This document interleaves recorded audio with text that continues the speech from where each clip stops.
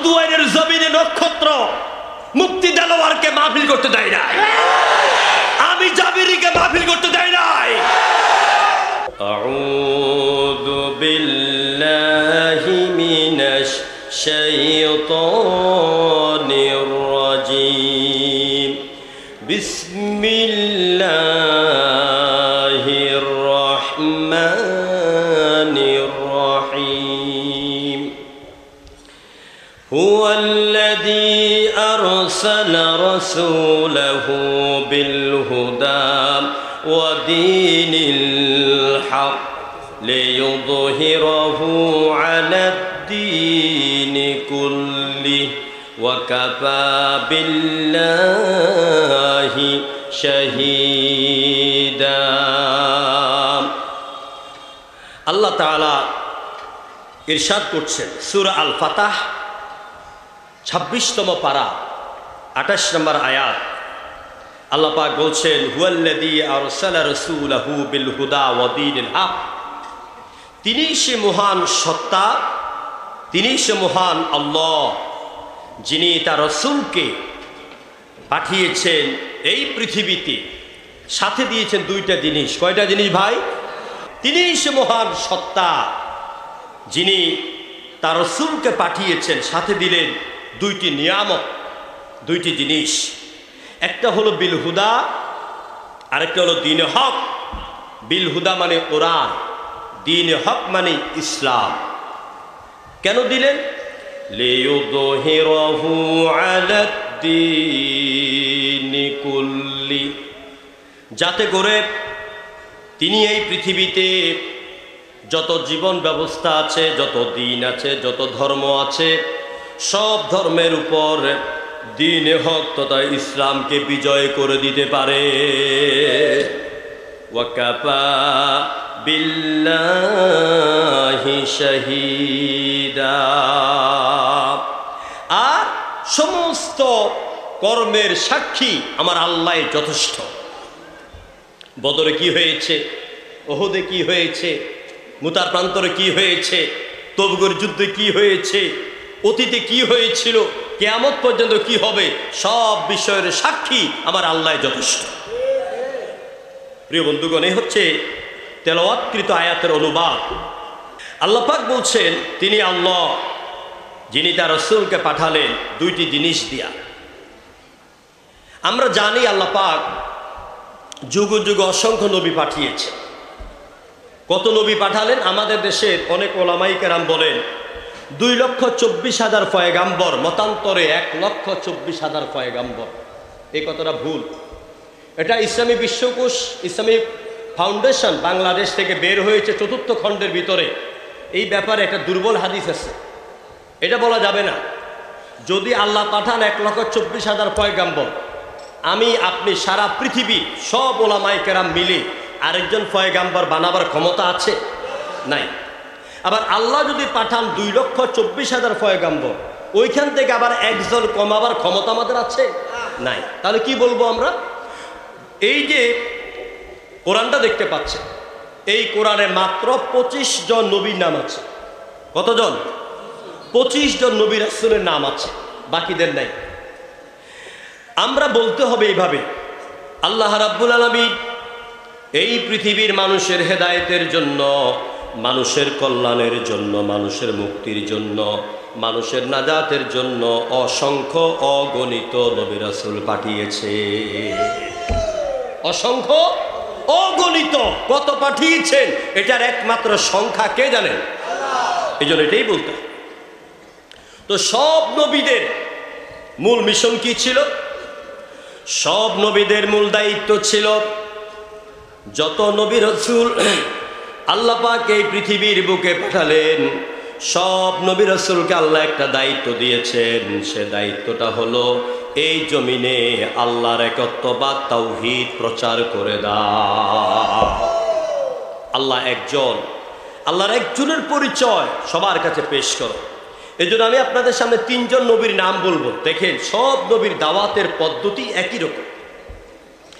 আল্লাহ রাব্বুল আলামিন বলেন, ওয়ালাকাদ আরসালনা নূহান إلى قومه فقال يا قوم اعبدوا الله ما لكم من إله غيره আল্লাহ পাক বলেন আমি নূহ আলাইহিস সালাম কি ওর জাতির কাছে পাঠিয়েছি তিনি তার জাতির কাছে গিয়ে দাওয়াত দিলেন লা ইলাহা ইল্লাল্লাহ আল্লাহ ছাড়া আর কোনো ইলাহ নাই আল্লাহ ছাড়া আর কোনো ইলাহ নাই কোনো মাবুদ নাই কোনো সত্তা নাই এটা হলো নূহ আলাইহিস সালামের দাওয়াত এবার দেখেন আরেকজন নবীর দাওয়াত ওয়া ইলা আদিন أخاهم هودا قال يا قوم اعبدوا الله ما لكم من إله غيره আদ জাতির কাছে হুদ আলাইহিস সালামকে আল্লাহ পাঠালেন সব মানুষের কাছে দাওয়াত দাও লা ইলাহা ইল্লাল্লাহ আল্লাহ ছাড়া কোনো ইলাহা নাই এইভাবে আরেকজন নবীকে আল্লাহ পাক পাঠালেন হযরতে সালেহ আলাইহিস সালাম কি সামুদ জাতির কাছে পাঠালেন তিনি গিয়েও একই দাওয়াত দিলেন ইয়া কওম ও আমার জাতিরা ইবাদত করো গোলামি করো আনুগত্য করো এক আল্লাহর যে আল্লাহ ছাড়া কোনো মাবুদ নাই কোনো ইলাহ নাই সুবহানাল্লাহ ঠিক আমার আপনার নবী আমার প্রিয় রাসূল তিনিও একই দাওয়াত দিলেন সে দাওয়াতটা কি সূরা বাকারার 3 নাম্বার রুকুর ভিতরে আল্লাহ পাক বলছে সব নবীরা দাওয়াত দিয়েছেন ইয়া কওম ও আমার এলাকার লোকেরা যেমন কোন নবী এসে বলেন হে চট্টগ্রামের লোকেরা আরেকজন নবী এসে বলেন হে ঢাকার লোকেরা আরেকজন নবী এসে বললেন হে কুমিল্লার লোকেরা কিন্তু আমার নবী এইরকম চট্টগ্রাম এইরকম ঢাকা এরকম কুমিল্লার জন্য নবী আসেন নাই আমার আল্লাহ পাক বলেন ও নবী দুনিয়ার মানুষ জানতে চায় আপনার নবুয়তের এরিয়া কতটুকুন আপনার নবুয়তের সীমানা কতটুকুন পৃথিবীর মানুষকে আপনি সেটা জানায়া দেন আল্লাহ পাক বিশ্ব নবীকে বলতে বললেন নবী আপনি বলে দেন কুলিয়া আইয়ুহান নাসু ইন্নী রাসূলু রাব্বিল আলামিন হে পৃথিবীর মানুষেরা আমি तमाम পৃথিবীর মানুষের জন্য রাসূল হয়ে আগমন করেছি জোরে করে আল্লাহু আকবার তো নবী যেমন বিশ্ব নবী নবীর দাওয়াতটা কি এলাকা ভিত্তিক হবে না বিশ্বব্যাপী হবে বিশ্বব্যাপী হবে এইজন্য বিশ্ব নবী বিশ্ব দাওয়াত দিচ্ছেন দেখে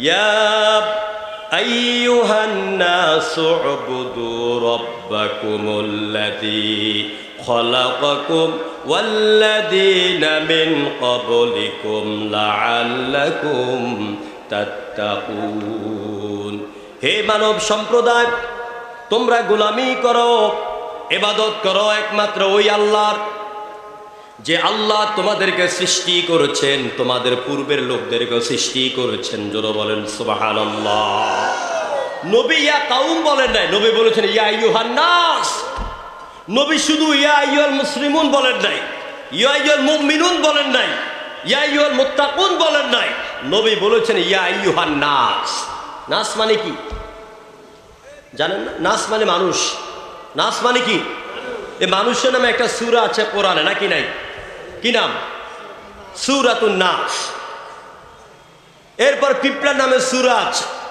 সূরাতুন নমল আছে না নাই হাতির নামে সূরা আছে সূরাতুল ফিল আছে না নাই নারীদের নামে সূরা আছে মহিলা আমার মা বোনদেরকে আল্লাহ বাদ দেন নাই সমস্ত মা বোনদের অধিকার নিয়ে আল্লাহ যে সূরার ভিতরে কথা বলেছেন ওই সূরার নাম হচ্ছে সূরাতুন নিসা মহিলা সূরা কোন আল্লাহু আকবার সুতরাং কোরআন কি আমি একটু পরে বুঝাচ্ছি তো আল্লাহ রাব্বুল আলামিন নবীকে দাওয়াত দিচ্ছেন ইয়া আইয়ুহান নাস এই নাস বল মানে মানুষ এ মানুষ শুধু মুসলমান নয় এ মানুষ হলো হিন্দু খ্রিস্টান বৌদ্ধ পারসিক জারদাস ইহুদি খ্রিস্টান মুসলমান সবাই কি মানুষ আল্লাহ পাক সবাইকে দাওয়াত দিতে বললেন নবী আপনি দাওয়াত দেন ইয়া আইয়ুহান নাস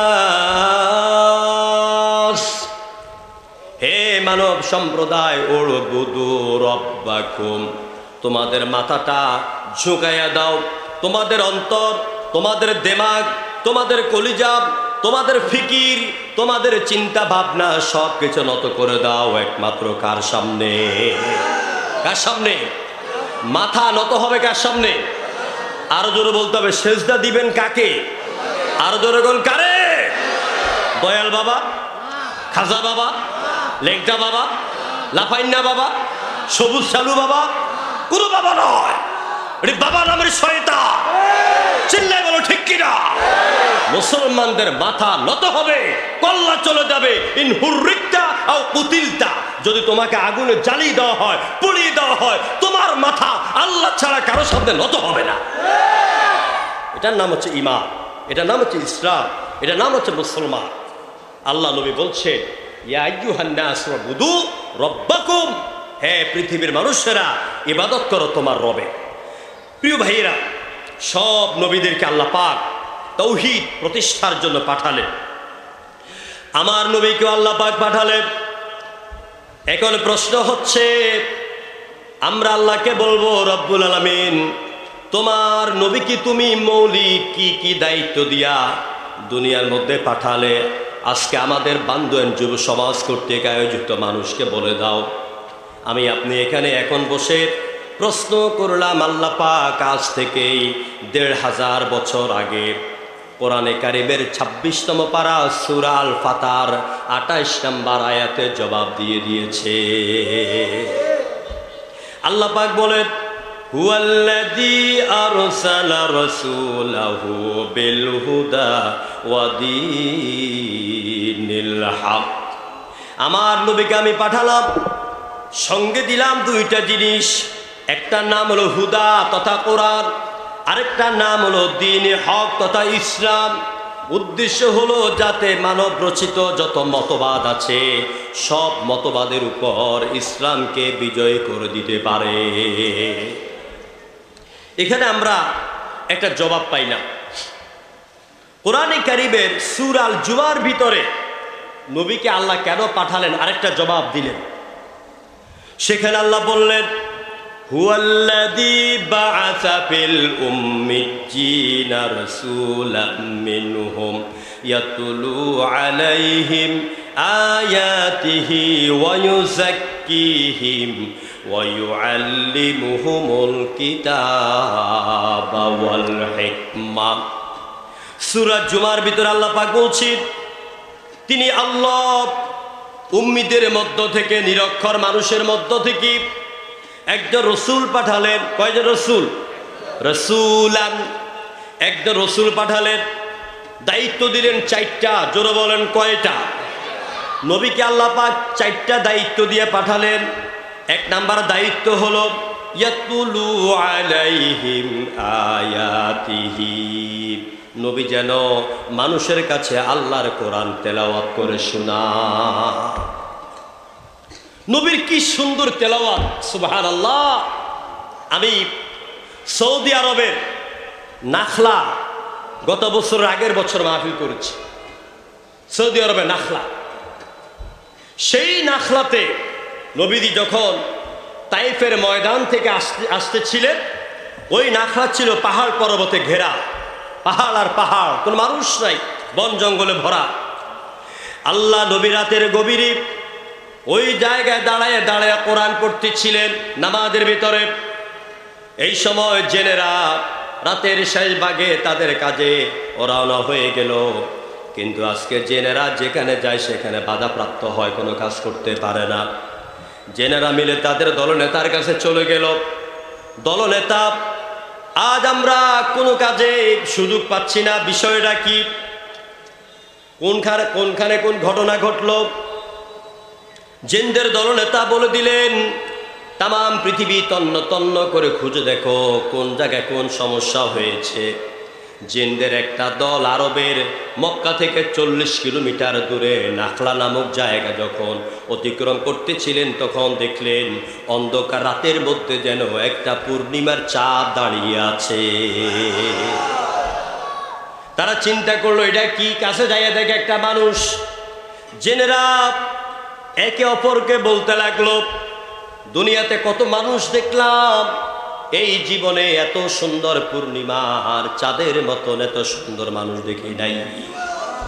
এবার তারা দাঁড়ালো, শুনতে লাগলো আল্লাহ নবী নামাজের ভিতরে কি যেন এত সুন্দর করে পড়ে, জেনেরা বুঝে না, অজান্তে তাদের চোখ দিয়া গাল বেয়ে বেয়ে তাদের পানি পড়তে লাগলো। এরা ছুটে চললো জেনদের দল নেতার কাছে, যাইয়া বলল, ও নেতা, চাঁদের মতন সুন্দর, এত সুন্দর একটা লোক এত সুন্দর করে কি যেন পড়ে, আমাদের হৃদয় গলে গেছে। এবার ওই জিনদের কথাটা আল্লাহ পাক কোরআনে কারিমের মধ্যে সূরা জিনের মধ্যে তুলে ধরলেন এইভাবে, কুল উহিয়া ইলাইয়া আন্নাহু ইসতামাআ নাফারুম মিনাল জিন্নি ফাকালু ইন্না সামি'না কুরআনান আজাবা। আল্লাহু আকবার। নবী আপনি বলুন, আমার কাছে ওহী করা হয়েছে, আমাকে জানিয়ে দেওয়া হয়েছে জিনদের মধ্যে একটা নাফার, একটা ছোট্ট দল, তারা কোরআন শুনলো আর নেতার কাছে গিয়া বলল, কি কোরআন শুনলাম যেটা আমাদেরকে অবাক বানিয়ে দিয়েছে। সেই বিশ্ব নবী কোরআন শুনে আবু জাহেল কেঁদেছে, উতবা কেঁদেছে, সাইবা কেঁদেছে, ওয়ালিদ ইবনে মুগিরা কেঁদেছে, ওয়াইল কেঁদেছে, অসংখ্য লোকেরা কোরআন শুনে কেঁদেছে। রাতের গভীর ঘুমে থাকতে পারে নাই। এরা আল্লাহ নবী যখন মক্কায় কোরআন তেলাওয়াত করতো, কাফেরা ঘরের চারদিকে দাঁড়িয়ে দাঁড়িয়ে কোরআন শুনতো আর চোখের পানি ঝরতো।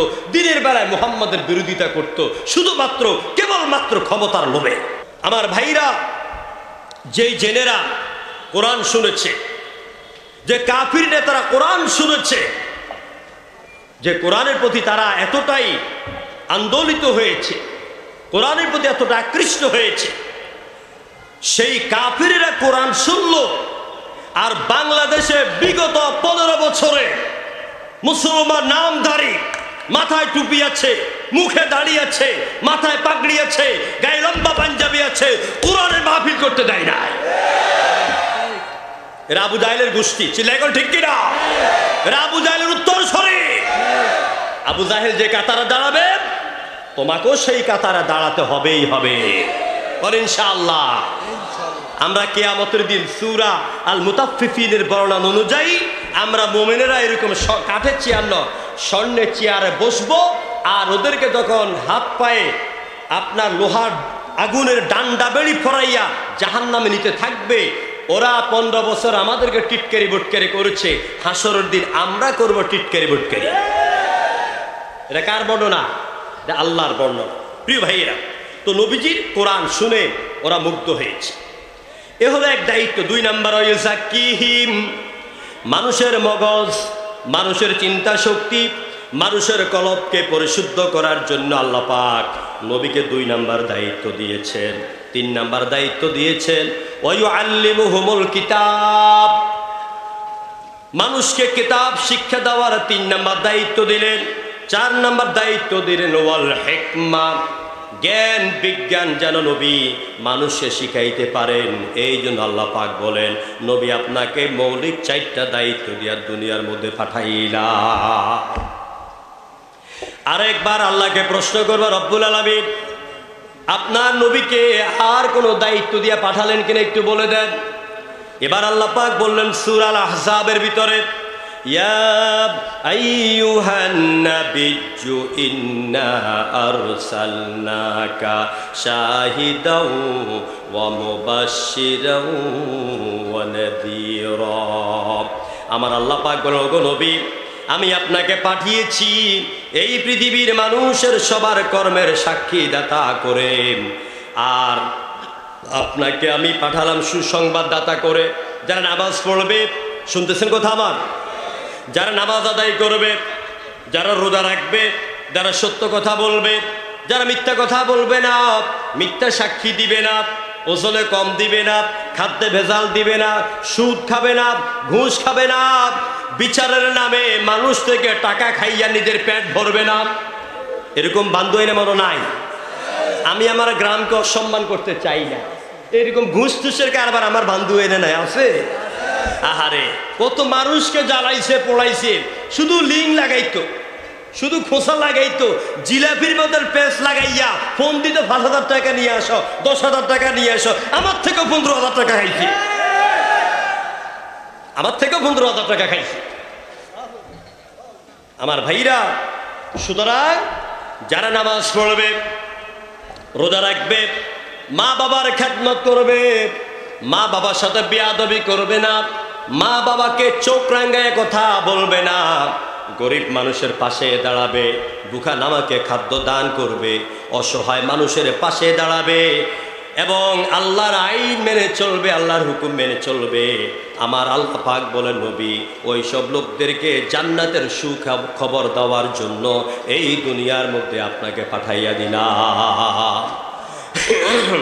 বলে জিরো, আর আপনাকে ভীতি প্রদর্শনকারী করে পাঠাইলাম, যারা নামাজ পড়বে না, রোজা রাখবে না, মিথ্যা কথা বলবে, সুদ খাবে, ঘুষ খাবে, মানুষের উপর অত্যাচার করবে, জুলুম করবে, নিপীড়ন করবে, ওদের জন্য জাহান্নাম। এই ভয় মানুষকে আপনি দেখাইয়া দেন। এই দায়িত্বগুলি দিয়া আল্লাহ পাক তার নবীকে পৃথিবীর মধ্যে পাঠান। আমার ভাইয়েরা, এবার আসুন, আল্লাহ পাক বলছেন, হুয়াল্লাযী আরসালা রাসূলা, নবীকে আল্লাহ কেন পাঠাইলেন? এতক্ষণ এই জবাবটা দিলাম। এবারে পাঠাইয়া এই দায়িত্ব, নবীর সাথে আল্লাহ দুইটা জিনিস দিয়েছেন। কয়টা জিনিস ভাই? কথা বলেন, কয়টা জিনিস? দুইটা জিনিস। একটা নাম হলো কোরআন, আরেকটা নাম হলো ইসলাম। সবাই বলুন তো, একটা নাম কি, আরেকটা নাম কি? ইসলাম। এই যে কোরআন বলেছেন, যারা বলেন না তারা ঠকে গিয়েছেন, আর যারা বলেছেন তারা কিন্তু জিতে গিয়েছেন। সেটা কিভাবে? আপনি যখন একবার বলেছেন কোরআন, আপনার আমলনামায় 40টা নেকি লেখা হয়ে গেছে। সুবহানাল্লাহ কোন, আরো জোরে কোন সুবহানাল্লাহ। বলবেন হুজুর এটা কি আন্দাজি ওয়াজ করতেছে? না, আল্লাহ নবী বলেছেন, ক্বালা নবী সাল্লাল্লাহু আলাইহি ওয়াসাল্লাম, মান ক্বারাআ হারফাম মিন কিতাবিল্লাহি তাআলা ফালাহু আশার। যেই ব্যক্তি কোরআন থেকে একটা অক্ষর উচ্চারণ করবে, আরশের মালিক আল্লাহ পাক ওর আমলনামায় প্রত্যেক অক্ষরের বিনিময়ে 10টা করে নেকি লিখে দেয়। তাহলে কফ, র, আলিফ, নুন এগুলি কোরআনের অক্ষর না কোরআনের বাহিরে? কোরআনের অক্ষর। তাহলে একবার যখন বলছেন কোরআন, আপনার আমলনামার সাথে সাথে নবীর হাদিস অনুযায়ী 40টা নেকি লেখা হয়ে গেছে। প্রিয় ভাইরা, আল্লাহ পাক এই কোরআনকে বানালেন শ্রেষ্ঠ হেদায়েতের কিতাব। শ্রেষ্ঠ কি? হেদায়েতের কিতাব।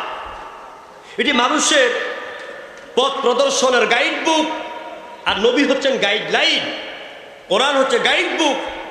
আমার ব্যক্তি জীবন, আমার পারিবারিক জীবন, আমার সামাজিক জীবন, আমার রাষ্ট্রীয় জীবন, অর্থনীতি, সমাজনীতি, যুদ্ধনীতি, স্বরাষ্ট্রনীতি, পরিবার নীতি, কৃষি নীতি, শিক্ষা নীতি, ব্যবসা নীতি, বিবাহ নীতি কিভাবে চলবে, সব কথা এই কোরআনের মধ্যে আছে নাকি নাই?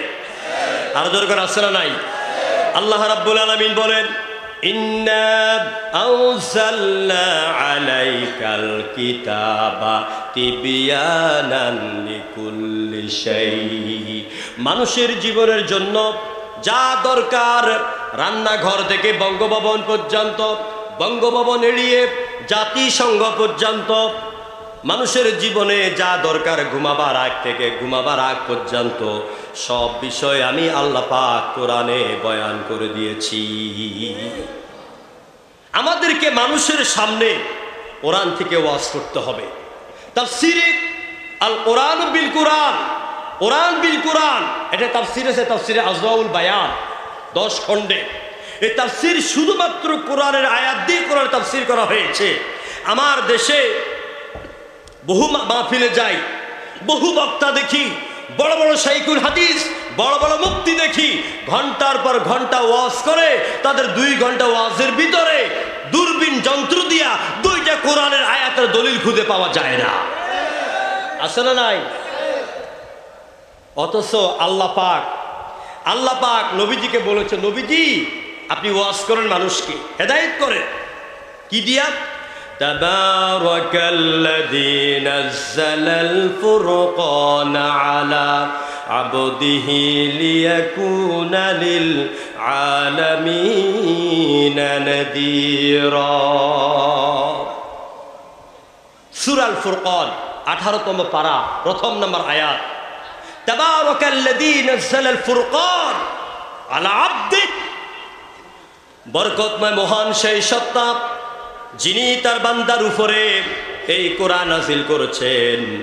আল্লাহ পাক বলছেন নবী আপনি এই কোরআন দিয়া তামাম পৃথিবীর মানুষকে আপনি সতর্ক করে দেন। মানুষকে সতর্ক করতে হলে, মানুষকে ওয়াজ করতে হলে কোরআন, এরপরে হাদিস, এর বাহিরে আর কোনো দলিল নাই। বানোয়াট কাহিনী, বুজুর্গের কাহিনী নয় মিয়া। কোরআনের কাহিনী বলে তো শেষ করা যায় না, বুজুর্গের কিচ্ছা কখন বলবো আমি? এই জন্য আমরা কোরআন শুনতে চাই, জোরে কোন ঠিক কিনা? কোরআনের পক্ষে থাকতে চাই। রাজি নেই আপনারা? না, আপনারা রাজি নেই? কোরআনের পক্ষে থাকতে রাজি আছেন? কোরআনের জন্য আমরা প্রয়োজনে জীবন দিব, রাজি আছেন? কোরআনের জন্য প্রয়োজনে আমরা রক্ত দিব, রাজি আছেন? নাই আপনারা মনে হয়? আমার ভাইরা নিয়তকে সহি করে, নিয়তকে সহি করতে হবে আগে। এই কলবের মধ্যে, এই কলিজার মধ্যে আপনি রুনা লায়লা, বেবি নাজরিন, এরপরে কি জানি একটা সংসদে গান গাইতো, কি নাম জানি, মমতা রাফা, এখন আর খবর নাই। ওই দিন মানিকগঞ্জে গেছি, হুজুর মানিকগঞ্জের ছবি চেয়ারা নাই এখন আর। এদের মোহব্বত নয়, এদের গান নয়, এই কলবের মধ্যে জায়গা দিতে হবে আল্লাহর কোরআনকে, জনগণ ঠিক কিনা?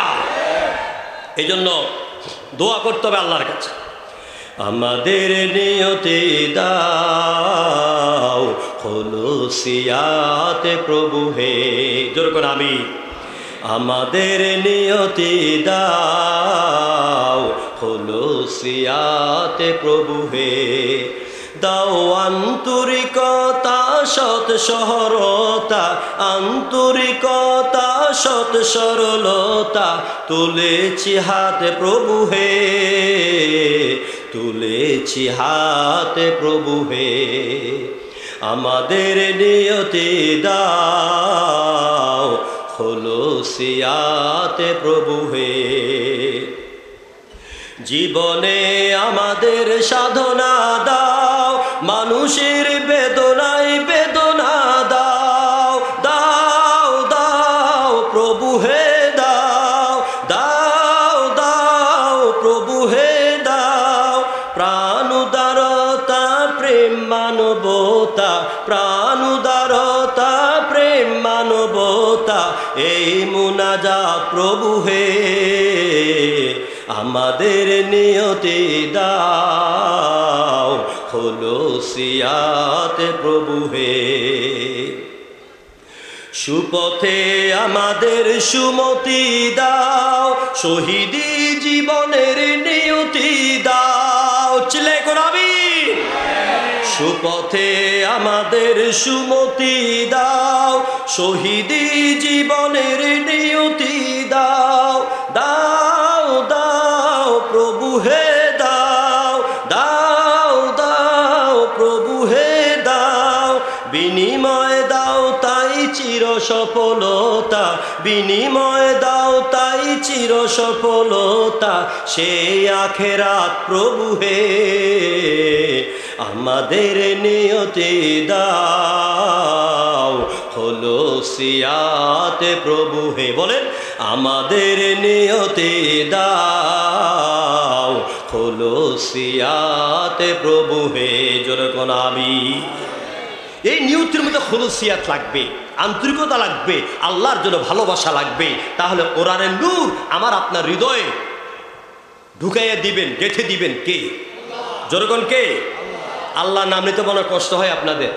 কষ্ট হয়? জোরে সোরে বলেন তো আল্লাহ, আরো জোরে করে আল্লাহ, আরো জোরে করে আল্লাহ। এই যে ডাক দিয়েছেন আল্লাহ শুনেছেন নাকি শুনেন নাই? শুনেছেন নাকি শুনেন নাই? সুবহানাল্লাহ। হাদিসে কুদসির ভিতরে এলো, হাদিসে কুদসির ভিতরে এলো, আল্লাহর কোন বান্দা রাতের গভীরে নীরবে নিবৃতে কেউ যদি চোখের পানি গুড়ি ছেড়ে দিয়া যায় নামাজের মধ্যেই কপাল ঠেকাইয়া কেউ যদি একবার বলে আল্লাহ, আল্লাহ পাক বলে বান্দা তোর একবার ডাকের বিনিময়ে আমি আরশের মালিক একবার নয় দুইবার নয় 70 বার জবাব দিয়া বলে বান্দা আমার কাছে কি চাও। বিপদে পড়লে ডাকবেন কারে? জোরে কর না কারে? অভাবে পড়েছেন ডাকবেন কাকে? ব্যবসা বাণিজ্য ভালো হয় না ডাকবেন কাকে?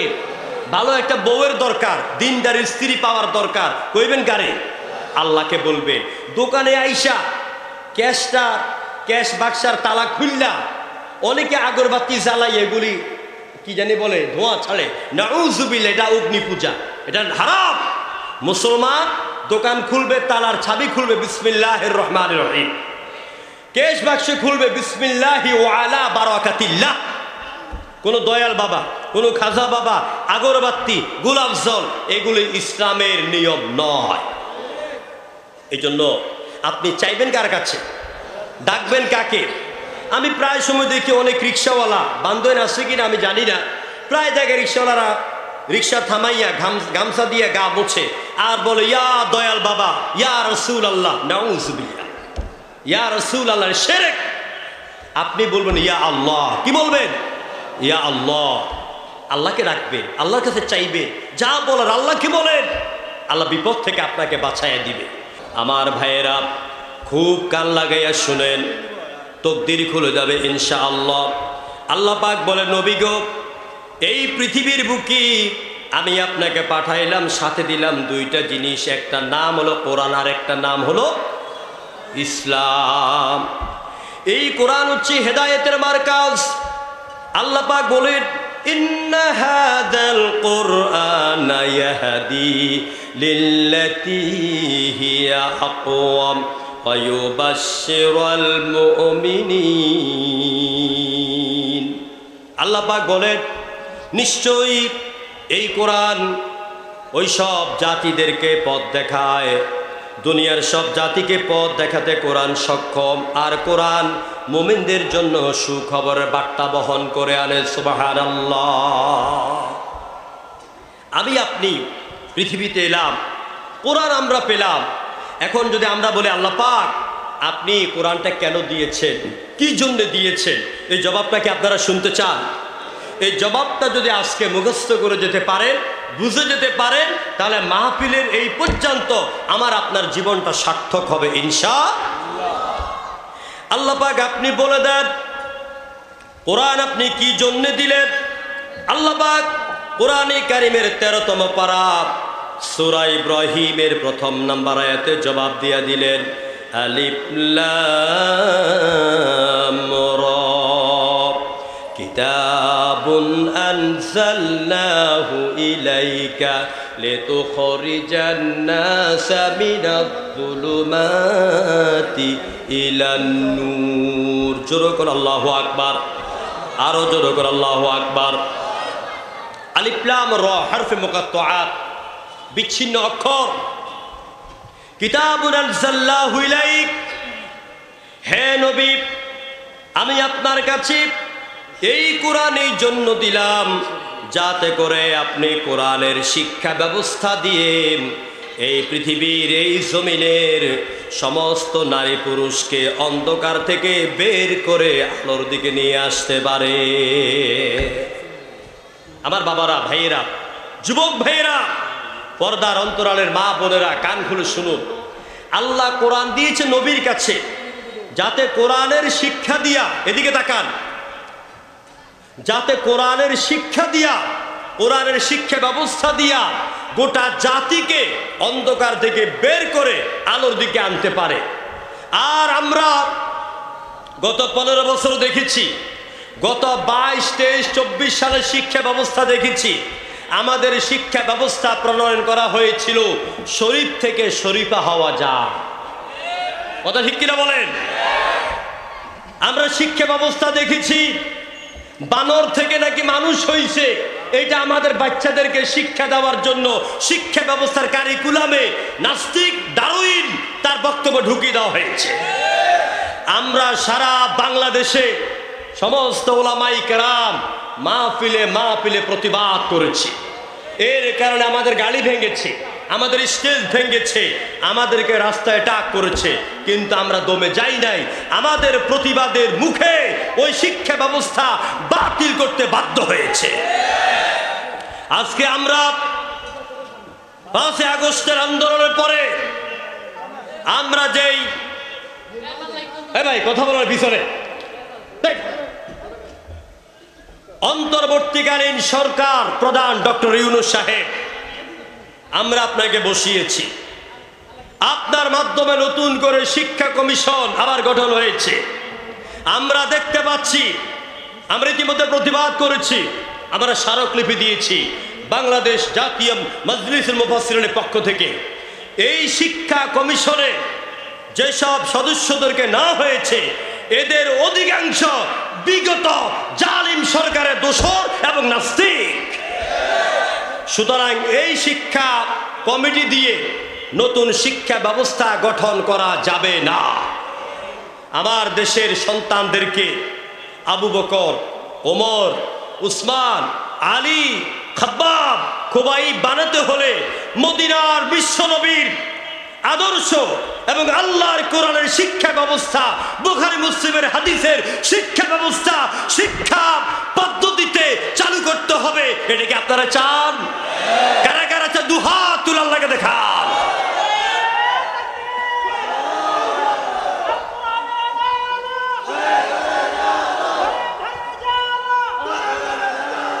আলহামদুলিল্লাহ।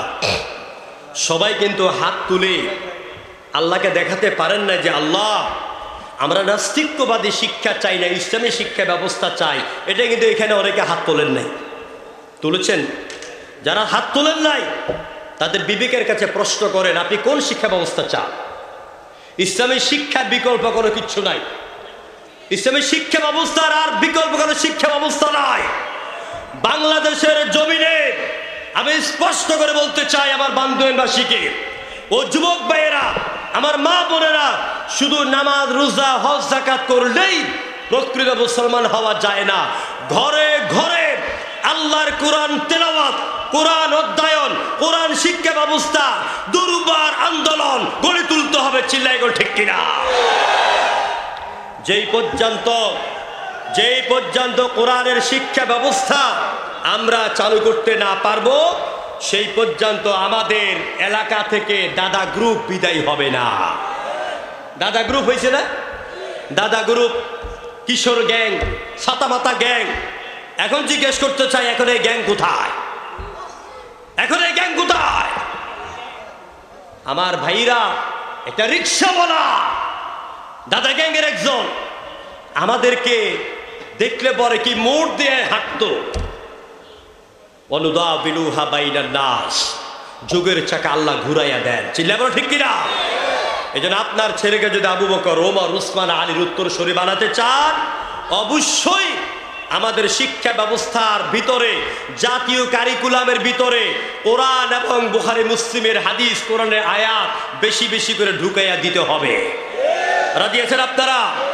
আল্লাহ পাক বলছে, নবী আমি আপনার কাছে কোরআন দিলাম যাতে করে আপনি কোরআনের শিক্ষা ব্যবস্থা দিয়া ভালো মানুষ তৈরি করতে পারেন। কেমন ভালো মানুষ? দেখুন, আবু যর আল গিফারি রাদিয়াল্লাহু তাআলা আনহু খুব ভালো একজন ডাকাত ছিলেন। আবু যর আল গিফারি মস্ত বড় ডাকাত, মস্ত বড় সন্ত্রাসী লোক। আবু যর আল গিফারি তিনি শুনতে পেলেন মক্কার বুকে মুহাম্মদ নামে নতুন একজন নবী এসেছেন। তিনি তার ভাইকে বললেন, ভাই তুমি মক্কায় চলে যাও, 3 দিন পর্যন্ত অবজার্ভ করবে ওই মুহাম্মদ নামে নবী কি দাওয়াত দেয়, কি কথা বলে।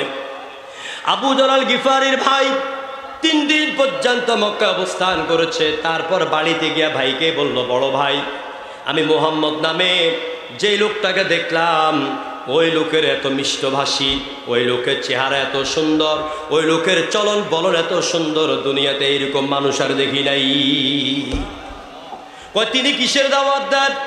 তিনি গরিবদেরকে সাহায্য করতে বলেন, দরিদ্র মানুষের পাশে দাঁড়ান, অসহায় মানুষের পাশে দাঁড়ান, আর এক আল্লাহর গোলামির জন্য মানুষকে দাওয়াত দেন। আবু যর আল গিফারি বললেন, তোমার কথা শুনে আমার হৃদয়ের আকাঙ্ক্ষা আরো বেড়ে গেল। আমি নিজে গিয়া মুহাম্মদকে দেখতে চাই, শুনতে চাই। আবু যর আল গিফারি মক্কায় চলে এলেন। তিনি 3 দিন পর্যন্ত মক্কার কাবা ধারে বসে আছেন। আজকে বিকেলেই একজন লোক জিজ্ঞেস করে, ভাই তুমি কে? তোমাকে 3 দিন পর্যন্ত এই এলাকার মধ্যে দেখতে পাই, তোমার পরিচয় বলো। আবু যর আল গিফারি বলছে, আপনার নাম কি? কয় আমার নাম আলী। আমি আপনার কাছে কিছু গোপনীয় কথা বলবো, আপনি আমার গোপনীয়তা রক্ষা করবেন নাকি? কয় অবশ্যই। ভাই আলী, আমি গিফার গোত্রের লোক, এই মক্কার লোক আমি নই। আমি একজন ডাকাত, আমি একজন সন্ত্রাসী লোক। আমি নবী মুহাম্মদের খবর শুনেছি, আর মুহাম্মদের সাথে সাক্ষাৎ করার জন্য আমি চলে এলাম। এবার আপনি যদি আমাকে তার কাছে গোপনভাবে নিয়ে যেতে পারেন, আমি বড় উপকৃত হব। আলী বলছেন, ভাই বসে থাকেন, সন্ধ্যার গুদুলি যখন নামবে আপনি পেছন থেকে আমাকে ফলো করবেন, আমার পেছনে পেছনে আসবেন, কেউ যেন বুঝতে না পারে। আবু যর আল গিফারি আলীর পিছনে পিছনে সন্ধ্যায় গেলেন, আল্লাহ নবীর দরবারে পৌঁছে গেলেন। আল্লাহ নবীকে সালাম দিলেন, নবীর কাছে নিজের পরিচয় দিলেন। এবার হুজুর জিজ্ঞাসা করছেন, আবু যর তুমি কেন এসেছো, কি চাও? আবু যর বলছেন, ইয়া রাসূলুল্লাহ, আমি মস্ত বড় ডাকাত, আমি সন্ত্রাসী মানুষ। হুজুর আমি এই জীবন থেকে বের হয়ে যেতে চাই, আমি ভালো হতে চাই। এবার আল্লাহ নবী আবু যর আল গিফারির সামনে মধুর কণ্ঠে কোরআন তেলাওয়াত করলেন। আবু যর বিশ্ব নবীর মধুর কণ্ঠে কোরআন শুনছে, চোখ দিয়ে পানি পড়তেছে। এবার আল্লাহ নবী বলছেন, ও আবু যর তুমি কি কোরআন শুনেছ নাকি? কয় হ্যাঁ। কয়টা আল্লাহর কালাম। এবার আবু যর বলছেন, ইয়া রাসূলুল্লাহ আমার আর বুঝতে বাকি নাই, আপনি সত্যিকারে আল্লাহর নবী, এবার আপনি আমাকে পড়ায় দেন লা ইলাহা ইল্লাল্লাহু মুহাম্মাদুর রাসূলুল্লাহ। জোরে বলেন সাল্লাল্লাহু আলাইহি ওয়াসাল্লাম। প্রিয় ভাইরা, হযরত আবু বকর আবু যর ইসলাম কবুল করে ফেললেন, মুসলমান হয়ে গেলেন এবং এত বেশি আল্লাহর জন্য অর্থ দিলেন, জীবন দিলেন, সমাজের ভালো মানুষ হয়ে গেলেন। তাই আমার বান্দুয়ায় নানি দিয়া পাঁচ পুকুরিয়া খিলা ইউনিয়নের সব যুবক ভাইদেরকে বলবো, অতীতে আমরা অনেক ভুল করেছি, অনেক নেতার পিছনে আমরা দৌড়িয়েছি। এলাকার ইউনিয়নের নেতা হব, ওয়ার্ডের সভাপতি হব, টাকা পাবো, পিস্তল একটা পাবো, আমাকে ভয় করে থানা চলবে, আমাকে ভয় করে লোকেরা চলবে। সব কিছু ভুলে যান, আপনাদের পায়ে হাত দিয়া বলি, আমরা নবীর উম্মত। কার উম্মত?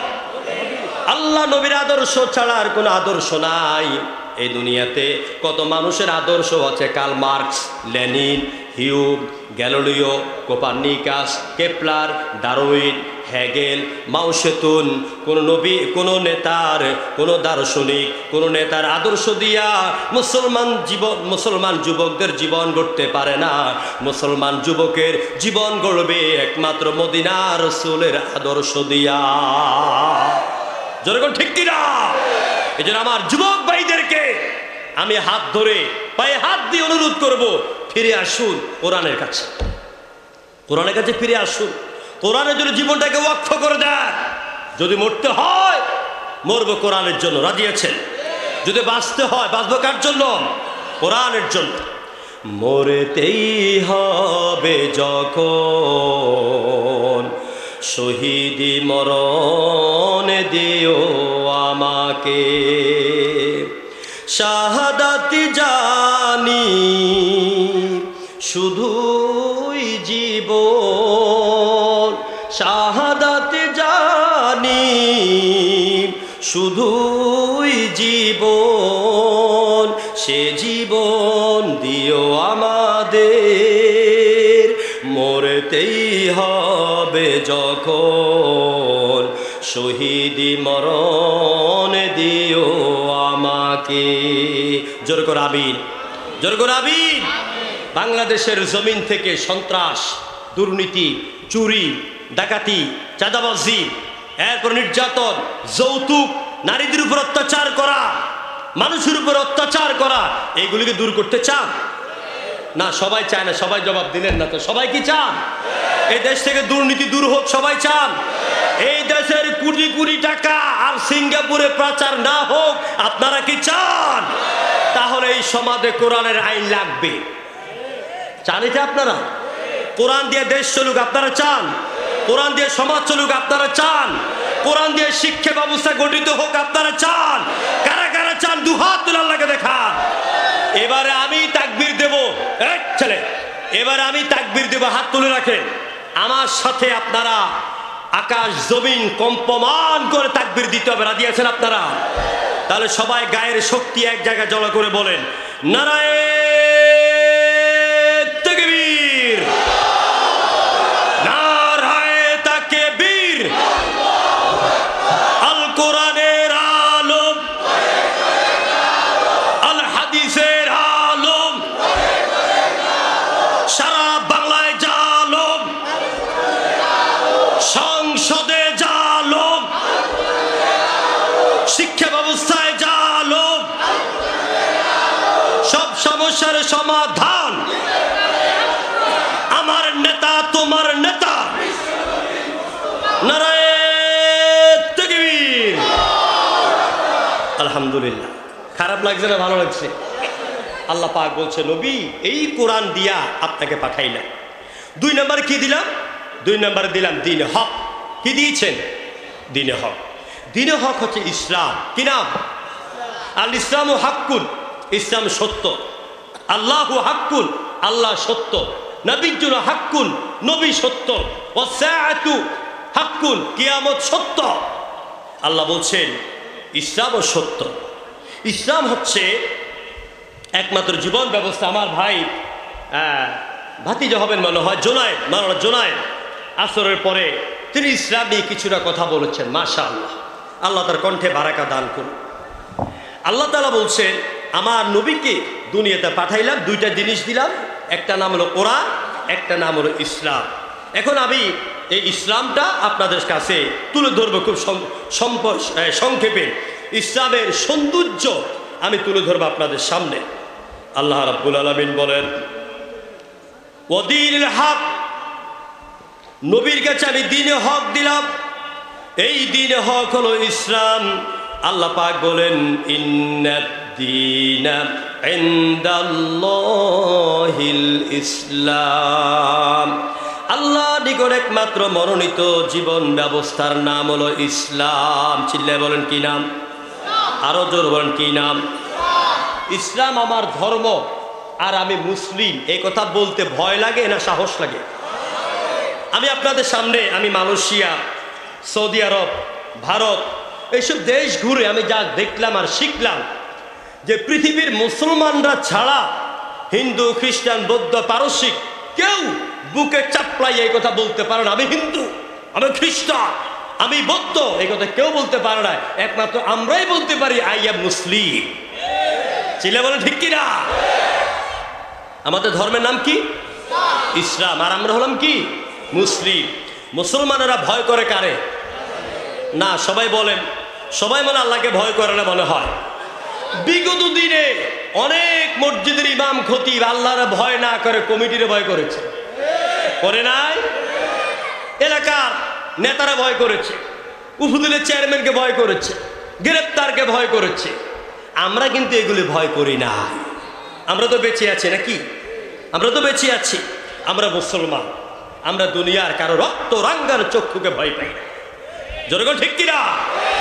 মুসলিম আমি, সংগ্রামী আমি, আমি চির রণবীর। ঠিক কিনা?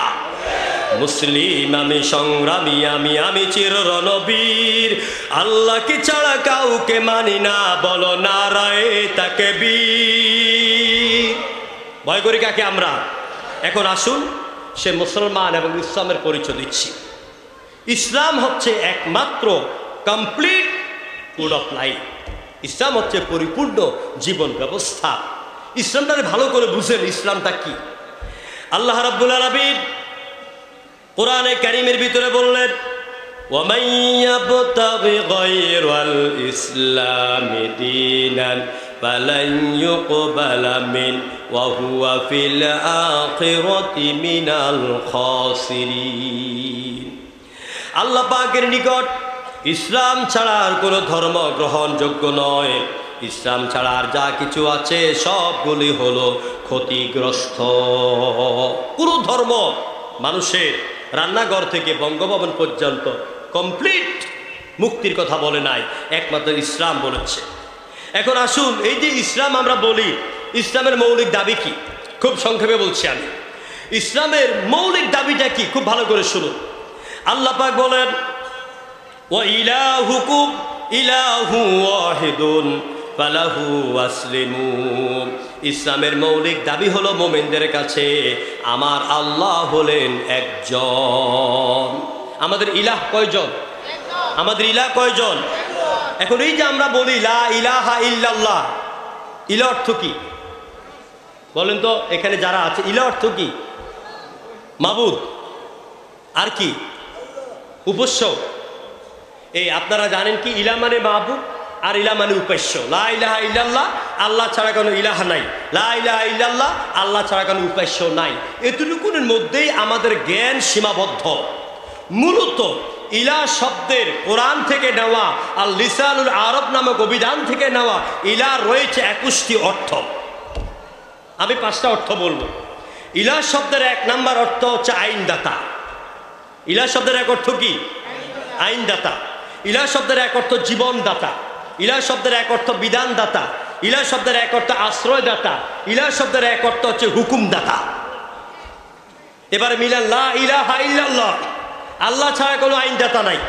লা ইলাহা ইল্লাল্লাহ, আল্লাহ ছাড়া কোনো জীবনদাতা নাই।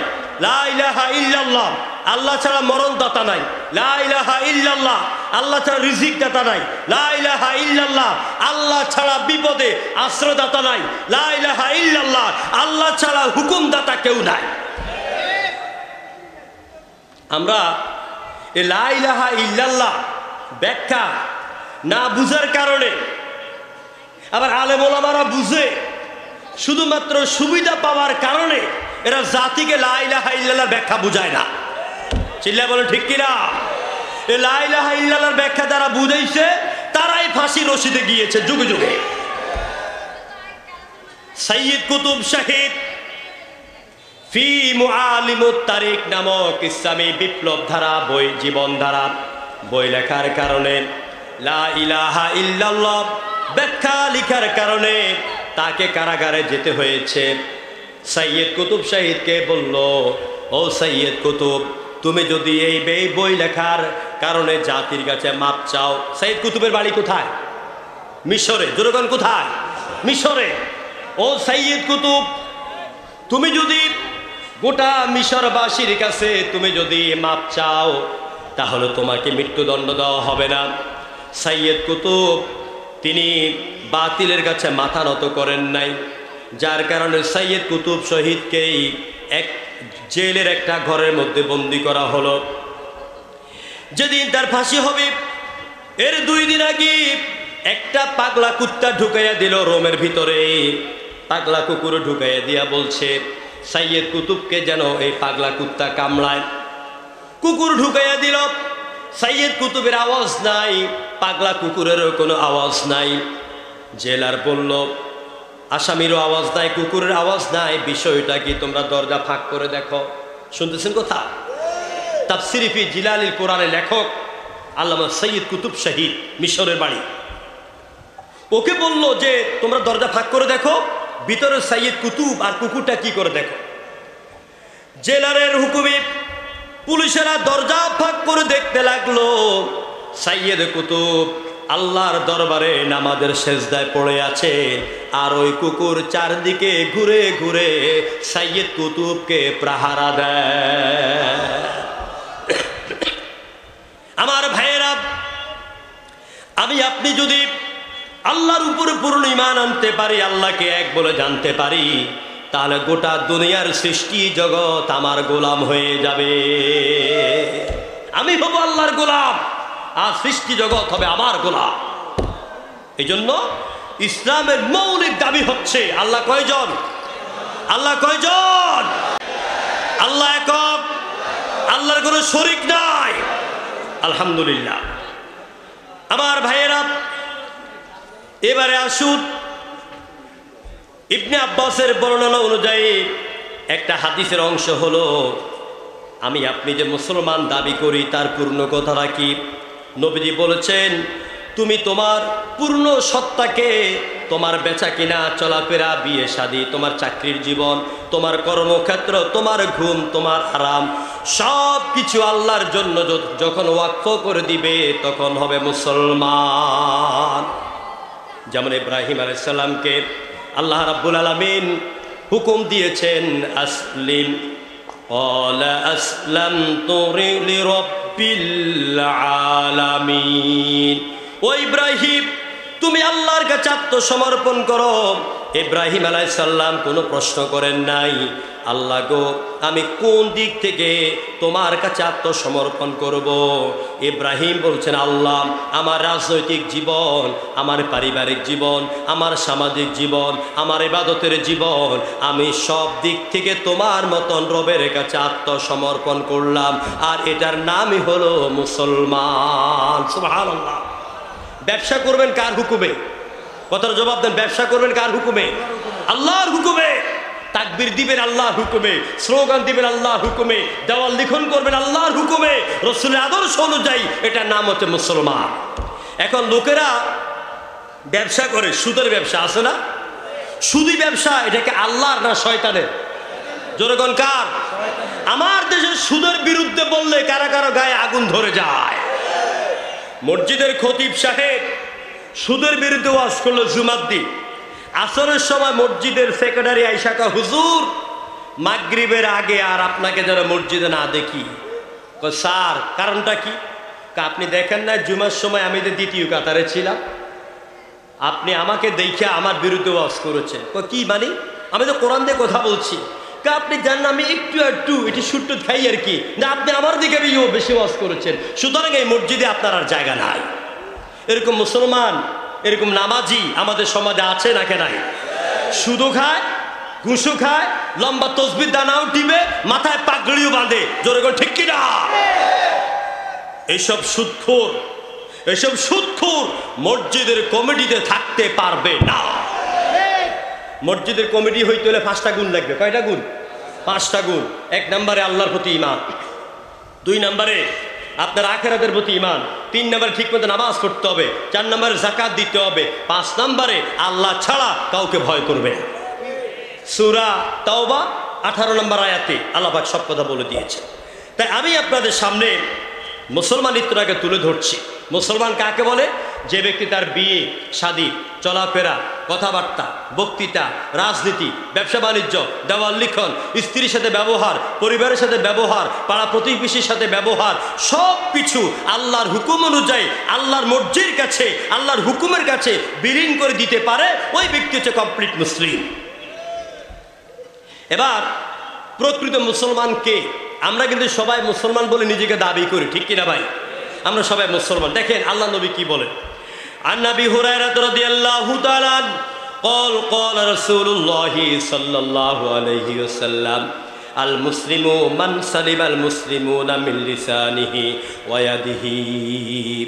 হযরত আবু হুরায়রা বলেন, আল্লাহ নবী বলেছেন, মুসলমান তো সেই ব্যক্তি যার জবান থেকে আরেকজন মুসলমান ভাই নিরাপত্তা লাভ করে, যার হাত থেকে আরেকজন ভাই নিরাপত্তা লাভ করে। একে বলা হয় মুসলমান। আজকে আমরা কিন্তু অনেকে আছি কথায় কথা ঘুষি মারি, জোরকন ঠিক কিনা? এটা মুসলমানের চরিত্র নয়। সুতরাং আপনাদের কাছে আমার আবেদন যে আমরা একজন মুসলমান ভাই আরেকজন মুসলমান ভাইয়ের প্রতি কি হক আদায় করব, আমাদের উপর ইসলামের কি দাবি, ইসলামের সৌন্দর্যগুলি খুব ভালো করে মুখস্থ করে যান। 1, নবীজি বলেছেন, সমাজে যদি কোনো মুসলমান অসুস্থ হয়, আরেকজন মুসলমান ভাই গিয়া তার সেবা করবে। কি করবে? বিইয়াদাতিল মারিদ। একজন মুসলমান ভাই অসুস্থ হলে আরেকজন গিয়ে তার সেবা করবে। ও ইত্তিবাইল জানাজা। একজন মুসলমান ভাই যখন মৃত্যুবরণ করবে তখন তার জানাজার মধ্যে আপনি শরীক হবে। 3 নম্বরে ও তাসমিতিল আতিস। যখন একজন মুসলমান ভাই হাসি দিবে তখন আরেকজন মুসলমান ভাই শোনার পরে এটার জবাব দিবে। ও ইবরারিল মুকসিম। যখন কোনো কসম করবে কসম পূর্ণ করবে। ও নাসরুল মাজলুম। কোনো মুসলমান ভাই তার মাজলুম ভাইকে সাহায্য করবে। ও ইজাবাতিদ দাঈ। কোনো মুসলমান ভাই যদি আরেকজন মুসলমান ভাইকে দাওয়াত দেয় তখন তার দাওয়াতে সাড়া দিবে। ও ইফশা ইসলাম, আর একজন মুসলমান ভাই আরেকজন মুসলমান ভাইকে দেখলে বলবে আসসালামু আলাইকুম। মনে থাকবে কথাগুলি, মনে থাকবে। এই সালাম দেওয়ার মাধ্যমে, এই সালাম দেওয়ার মাধ্যমে কি হয়? শত্রুতা দূর হয়, আন্তরিকতা বৃদ্ধি পায়। সম্মানিত ভাইয়েরা, আল্লাহ রাব্বুল আলামিন আমার নবীকে দুইটা জিনিস দিয়ে দুনিয়ার মধ্যে পাঠালেন। একটা হলো দ্বীন বিল হুদা, আর একটা হলো দ্বীন হক। এই দ্বীন হক হলো ইসলাম। ইসলামের কথা এতক্ষণ বললাম। এবারে আসুন, দ্বীন মানে কি জানেন? দ্বীন মানে কি? এই দিন মানে এই যে আমাদের দিন গেল গা, এই দিন সেই দিন নয়। এই দিনের অনেকগুলি অর্থ আছে। এই দিন মানে প্রতিদান দিবস, এই দিন মানে প্রতিফল দিবস, এই দিন মানে আনুগত্য করা, এই দিন মানে আইন, এই দিন মানে রাষ্ট্র, এই দিন মানে সমাজ ব্যবস্থা। জোরগণ সুবহানাল্লাহ। দিন মানে জীবন ব্যবস্থা। আমাদের জীবন ব্যবস্থার নাম কি? আমাদের জীবন ব্যবস্থার নাম কি? ইসলাম। সবাই জোরসোরে আওয়াজ দিয়ে বলেন, আমাদের জীবন ব্যবস্থার নাম কি? ইসলাম ছাড়া অন্য কোন জীবন ব্যবস্থা আমরা মানি না। মানি? আমরা মানি না। আল্লাহ রাব্বুল আলামিন বলেন, আফা গায়রা দীনিল্লাহি ইয়াবগুনা ওয়া লাহু আসলামা মান ফিস সামাওয়াতি ওয়াল আরদ। তোমরা কি আল্লাহর দেওয়া জীবন ব্যবস্থা ইসলামকে ছেড়ে দিয়া অন্য কোন জীবন ব্যবস্থার অনুসন্ধান করো নাকি? অথচ আকাশ সমূহে আর জমিনে যা কিছু আছে সবাই আনুগত্য করে জীবন মানে আল্লাহর দেওয়া ইসলামের। সুবহানাল্লাহ। এই ইসলামের এই দিন মানে আনুগত্য করা। এই আনুগত্য করছে সূর্য, আনুগত্য করে চন্দ্র। সূর্য আইন মানে কার? আরো জোরে কর। চন্দ্র আইন মানে কার? নদীর পানি আইন মানে কার? রাত আইন মানে কার? দিন আইন মানে কার? আমি আপনি আইন মানি কার? হ্যাঁ, আল্লাহর মানি। আনেন আল্লাহর আইন আমরা মানি? বল না, আল্লাহর আইন আমরা মানি না। আমাদের কি ইসলামী অর্থ ব্যবস্থা আছে? ইসলামী অর্থ ব্যবস্থা চালু আছে? ইসলামী ব্যবসা নীতি আছে? ইসলামী সচিবালয় আছে? আমাদের ইসলামী বিচার ব্যবস্থা আছে? তাহলে আল্লাহকে মানলেন কোন দিয়া? আল্লাহকে কোন খান দিয়া মানলাম? আমরা শুধু নামাজে আল্লাহকে মানি, রোজা আল্লাহকে মানি, দান খয়রাতে আল্লাহকে মানি, ইয়া নবী সালাম আলাইকা আল্লাহকে মানি, কিন্তু রাজনীতির ক্ষেত্রে গিয়ে আল্লাহকে মানি না, সচিবালয়ে গিয়ে আল্লাহকে মানি না, আমরা কোর্টে গেলে আল্লাহকে মানি না, আমরা আদালতে গেলে আল্লাহকে মানি না। চিল্লা বলেন ঠিক কিনা? এই জন্য জীবনে সব ক্ষেত্রে মানতে হবে কাকে? আল্লাহ রাব্বুল আলামিন বলেন, লাশ-শামসু ইয়ানবাগী লাহা আও তুদরিকাল কমারা ওয়ালাল লাইলু সাবিকুন নাহার ওয়া কুল্লুন ফি ফালাকিন ইয়াসবাহুন। আমার আল্লাহ পাক বলেন, রাত পারে না দিনকে ধরিবার, চন্দ্র পারে না আগে যাইবার, সূর্যের স্থান করে অধিকার, প্রত্যেকে চলছে নিজ নিজ সন্তরণশীল গতিতে। যেরকম সুবহানাল্লাহ। চন্দ্র সূর্য সবাই আল্লাহর আইন মানে, আল্লাহর হুকুম মানে। হযরত মূসা আলাইহিস সালাম, তিনি যখন আল্লাহ যখন বলতেন ইযহাব ইলা ফিরআউনা ইন্নাহু তাগা, ও মূসা যাও ফেরাউনের কাছে যাও, আমার তাওহীদের দাওয়াত দাও। মূসা বলছে, আল্লাহ আমার একা একা ভয় লাগে, আমি কেমনে যাই? তো কি করতে হবে? কয় সাথে আমার ভাই যদি হারুনকে দিতেন খুব সাহস পেতাম আমরা। এখন আল্লাহ বলছেন, ইযহাবা ইলা ফিরআউনা ইন্নাহু তাগা। ও মূসা হারুন, দুই ভাই এবার ফিরআউনের কাছে গিয়ে কালেমার দাওয়াত দাও। কি সুন্দর করে কালেমার দাওয়াত দিল, লা ইলাহা ইল্লাল্লাহ, আল্লাহ ছাড়া কোনো ইলাহ নাই। ফিরআউন বলে, মূসা আমি তো জানি আমি শুধু ইলাহ, আমি শুধু ইলাহ, তোমরা কোন ইলাহ দাওয়াত দাও? আনা রাব্বুকুমুল আ'লা, আমি তো তোমাদের বড় খোদা। কোন খোদার দাওয়াত দাও? তোমাদের খোদাকে, তোমাদের রবকে। তো মূসা আলাইহিস সালাম অনেক জবাব দিতে পারতেন। তো মূসা আলাইহিস সালাম মনে মনে ভাবে, পাগল লোক এত ফেসাল করবো কেন?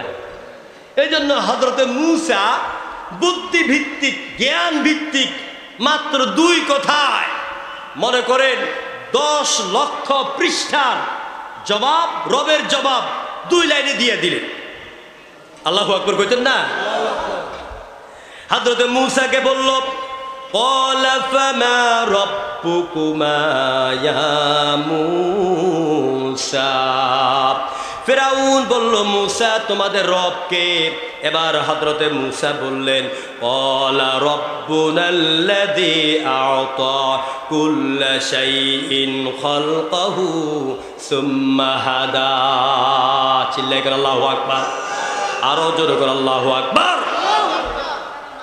ক্বালা রাব্বুনাল্লাযী আ'তা কুল্লা শাই, এক কথা বলছে, আমাদের রব হলেন তিনি যিনি জন্ম মৃত্যু, খাবার দাবার, চলাফেরা, দেখাশোনা যা আছে সব দায়িত্ব দিয়া মানুষ বানালেন। আর মানুষ বানাইয়া আল্লাহ পাক এমনি এমনি ছেড়ে দেন নাই, মানুষকে পথ দেখিয়েছেন। তার নাম হলো রব। তার নাম কি? আমাদের রবকে না এত আসতে বলে আমি খুশি হইতাম না। আমাদের রবকে আল্লাহ আমার রব, এই রবে আমার সব। ঠিক না ভাই? সবাই বলেন, আল্লাহ আমার রব, এই রবে আমার সব। দমে দমে তনু মনে তারি অনুভব, দমে দমে তনু মনে তারি অনুভব। প্রিয় ভাইরা, মূসা জবাব দিলেন। এখন ফিরআউনের গায়ে আগুন ধরে গেল। ফিরআউন বলছে, ওয়াকালা ফিরআউন যারুনি আক্তুল মূসা, কই আমার সেনা পরিষদ আমাকে ছেড়ে দাও। মূসা যদি আরেকবার তার রবের কথা বলে, আল্লাহর কথা বলে, আমি তারে হত্যা করব, তারে জেলে ঢুকাবো। খুব ভালো করে লক্ষ্য করেন, মূসা যদি তার রবের আইনের কথা বলে, আল্লাহর আইনের কথা বলে, তাহলে তাকে আমি হত্যা করব, তার জেলে ঢুকাবো। এর থেকে বোঝা যায় যুগে যুগে ফেরাউনের গোষ্ঠীরা ইমানদারদেরকে জেল আর ফাঁসির ভয় দেখায়।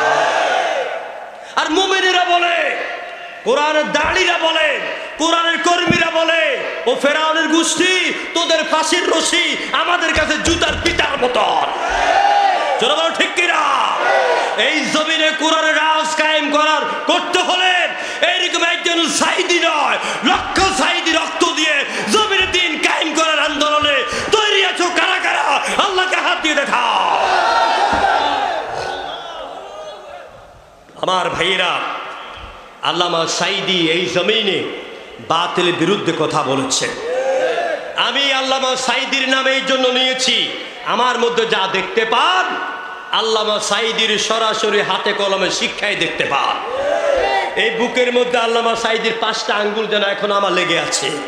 আমি আল্লামা সাইদির জুতা পরাইয়ে দিতাম, আল্লামা সাইদির মাথার টুপিটা পরাইয়ে দিতাম। আমার ভাইরা, এবং কোরআনের রাজপুত্র, তাফসীরের সম্রাট আল্লামা সাইদিকে 13 বছর কারাগারে রেখে তিলে তিলে তাকে শহীদ করা হয়েছে। এই রক্তের জবাব দিতে হবে একদিন। এই রক্তের বিনিময়ে জমিনে কোরআনের রাজ কায়েম হবে ইনশাআল্লাহ। আমার ভাইরা, দেশে লক্ষ লক্ষ আলেম আছে, কেউ আল্লামা সাইদির পক্ষে মুখ খোলেন নাই, এগুলো আমাদের মনে আছে। কিন্তু আমরা এই দেশের শাইখুল হাদিস আল্লামা আজিজুল হকের ব্যাপারে আল্লামা সাইদি সহ আমরা তার প্রতি যে জুলুম করা হয়েছিল সে অন্যায়ের প্রতিবাদ আমরা করেছি। চিল্লায় বলেন ঠিক কিনা? আমরা মামুনুল হকের বিরুদ্ধে কথা বলেছি, তাকে যখন কারাগারে নেয়। আমার ভাইয়েরা, কওমি আলিয়া কোনো ভেদাভেদ নাই। কওমি আলিয়া আমরা ভেদাভেদ করি না। আমাদের আলিয়া মাদ্রাসায় কওমি লোকদের সাথে খারাপ ব্যবহার করা আমাদেরকে শিখায় না, কিন্তু অধিকাংশ কওমি মাদ্রাসায় আলিয়ার আলেমদের দেখতে না পারে এরকম হিংসাত্মক শিক্ষা দেওয়া হয়। আলিয়া আমাদের একটা চোখ, কওমি আর একটা চোখ, আলিয়া একটা কান, কওমি একটা কান। এই কওমি আলিয়া বিভেদ ভুলে যান। গত 15 বছরও দেখেছেন, শেষ গত 5 বছরও দেখেছেন। আল্লামা মামুনুল হক কওমি না আলিয়া ওরা দেখে নাই। এরপরে ওই যে ছোট্ট ছেলে রফিকুল ইসলাম মাদানি কওমি না আলিয়া, ওরা তা বুঝে নাই। ওরা বুঝিয়েছে যারা ইসলামী আন্দোলনের কথা বলে, যারা এই দেশে কোরআনের রাজ কায়েমের কথা বলে, তাদেরকে ঢুকাইছে কারাগারে।